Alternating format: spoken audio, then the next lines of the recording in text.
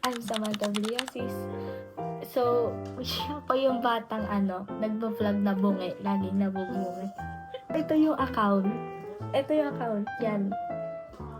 Yan. Malabo lang siya. Pero, Samantha Villosis. So, yung research siya. Ito yung mga videos ko. Yeah. Alam niyo naman. Kasi, grade 2 ako, then grade 3 ako. That's why nag-stop ako ng pagbablog kasi nga nagkaroon ng pasok. And then, pinagawa yung bahay namin, naging busy din kasi namatay yung lola ko. Kaya hindi kami nakapag-update na. Sobrang tagal, 2 years na. So, yun nag-stop ako. I think I was grade 3 nun. Or grade 2, hindi ko na matandaan. So, grade 5 na ako. Next year, grade 6. So, malapit na end of school year. So, pwede na ako makapag-vlog kasi bakasyon naman na. So, ako in 6 videos. And, dream ko na palawakin tong tong TikTok, YouTube account ko. And then, pag I get famous, yan.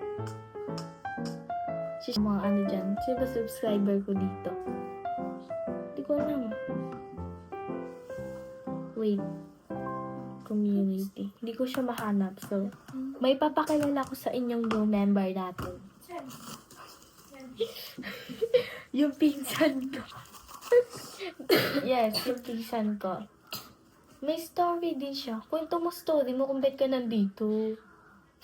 Kung magkwento.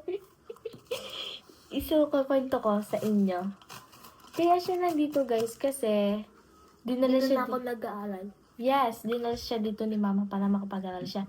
And then, sinusuportan siya ng tita namin na nasa ibang bansa. Shoutout sa'yo, Tita Abby. Grade 7 na siya. Next year, grade 8 na siya. Ang bilis ng panahon, tatanda na siya, ikakasal na siya. Ayun lang. Ayun lang, bukas mag-update ako. Abangan nyo na lang. House tour. Kasi, yes, house tour. Yun. Papakita ko sa inyo kasi ang daming nagbago dito sa bahay namin. Literal, wala na yung tumutulo na Bubong. Yes, wala na yung tumutulo na bubong. Ang daming nagbago. Like, super surprise ako dahil, bigla-bigla lang. So, that's all. Bye-bye, guys!